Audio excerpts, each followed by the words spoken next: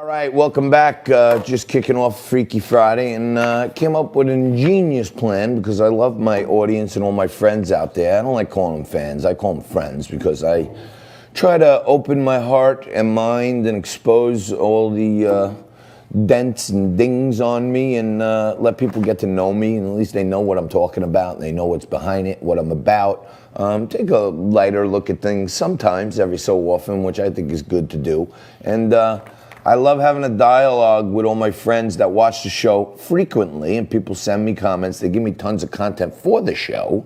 And I'm always talking about the market and how things are going out there. And one of my dear friends who's been part of the Tobacco Morano circle for quite some time, Daby Carreras, joins us right now. He's a Wall Street veteran. He's a tremendous friend of the show. He's always there supporting us and stuff. Daby, how are you, brother?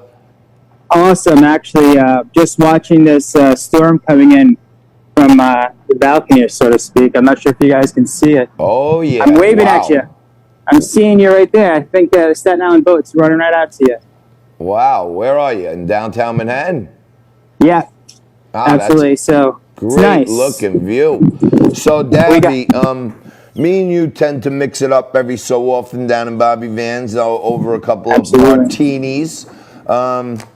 Tell the audience, I mean, I'm not a financial advisor. I say it all the time, but I mean, you are one of the best at them. And, you know, my thoughts are, as I've been saying for a while on the show, is I'm short a bunch of names that I don't think are recoverable.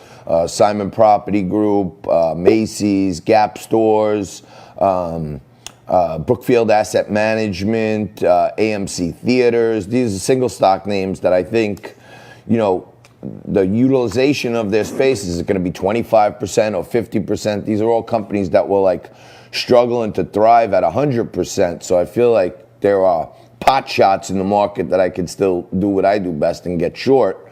But I actually think that the market, you know, once the election is settled, either way, I think the market goes higher. How are you feeling about it? I think you're right. There's a lot of confusion going around. I mean, if you look at this morning, you see Carnival flying up. I mean, I don't think people realize they're not going anywhere. Their boats are not leaving places and running around. The traffic is seeing are tankers, but yet the stock's flying up.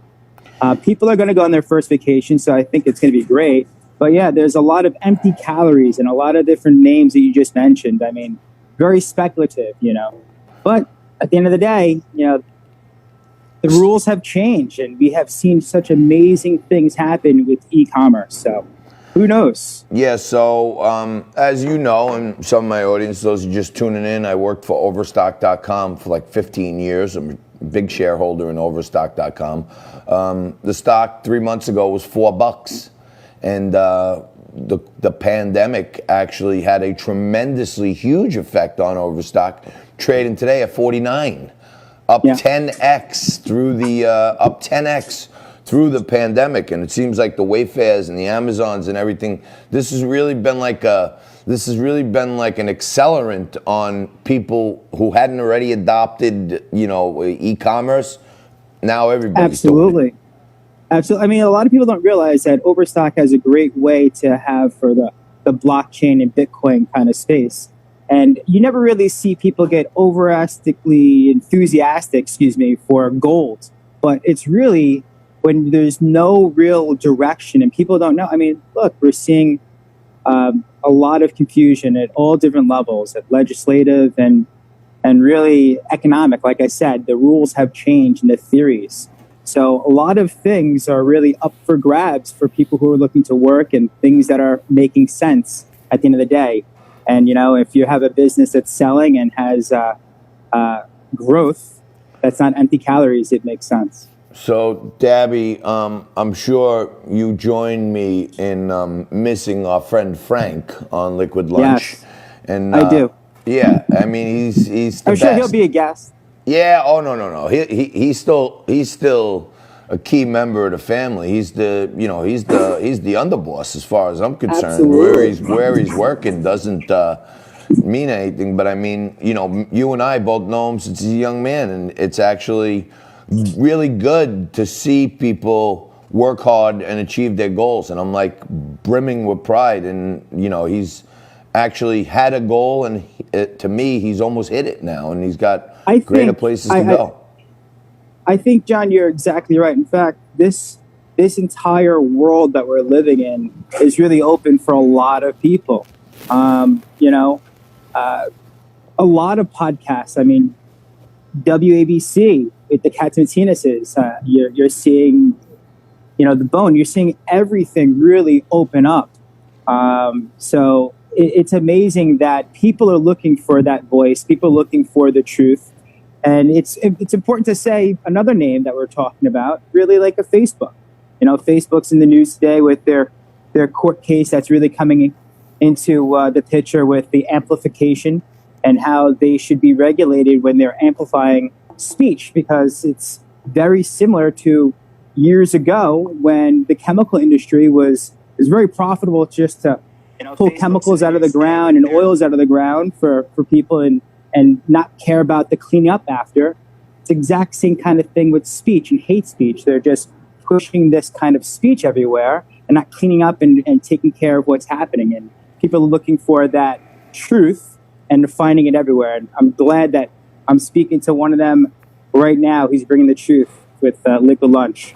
Hey, I'm drinking my liquid. Hey, you know what? Isn't it weird that you got like hundreds of companies now saying they're boycotting Facebook for spreading hate, right? And I guess that means like allowing people who are pro-Trump to get their voices out there. And at the same time, you got the other side, all the people who are pro-Republican and pro-Trump, they hate Facebook too, because the other side, the little bits that Facebook lets through is ticking off their advertisers. At the same time, they're actually blocking all of us. Like they screw with even me. They won't even let us advertise on there because they don't like our political content. Absolutely. That's why places like Parler has jumped up. I mean, hundreds of thousands of people joined onto there. But it's interesting to say when we talk about this a little bit more, you know, they're boycotting this entire cancel culture. I don't see them removing their Facebook page, for instance, Disney or the advertisers. So they're taking a good pause, a break, and my guess is they'll ramp back up in August because no one can compete with what Facebook's doing. I mean, at that local level on the macro scale.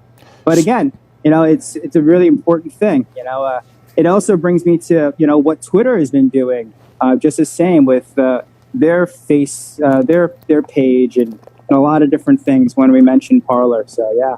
I joined Paul. I'm just still learning about it, but we're making our way over there, and they don't have our live streaming capacity yet, so we may have to, you know, transition slowly. But hey, in our last couple of minutes, aside from being a brilliant Wall Street mind, a great friend of the show, you are in downtown Manhattan, and it's like under siege over there. Give people out there across the country an idea what you see in downtown. Yeah, I'll take you for a quick second so you can see. So really close, as you can see, I'm right behind there is Statue of Liberty, and obviously where the United States saw on November 23rd, the evacuation day and leaving the last of our people in Britain to leave off and having our establish of our country. But there's movement from Brooklyn going around, but there is a lot of crime. I mean, there's apps that we're saying for freedom of speech of Citizen app and give you nice and quiet inside the house. Yeah, wow. Well, what a place. What a beautiful view. Gorgeous. Just gorgeous. Look at that joint. You know this guy's got a lot of money. He's got it buried everywhere. But it's very, very scary. It's for a lot of things. So I would say you just have to be mindful. I mean, when there's no term in finance called defunding.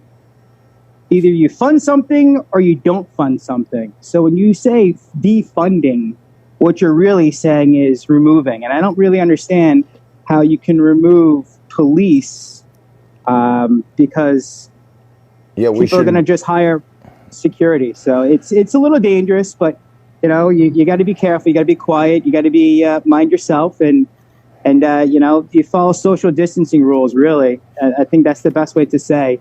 But it's not someplace that it's apocalyptic that people should not yet. have to Not worry. yet. All right. Well, you got to keep us posted. Thank you so much for calling in, bro. Love seeing you, and hopefully one of these days we'll get to clank some martinis together again real soon. Please. All right. Can't wait. That's Thank you, John. Daby Carreras, great friend of the show. You're watching Liquid Lunch on Biz TV. We're going to take a quick break. Come back with some more news of the day right after this.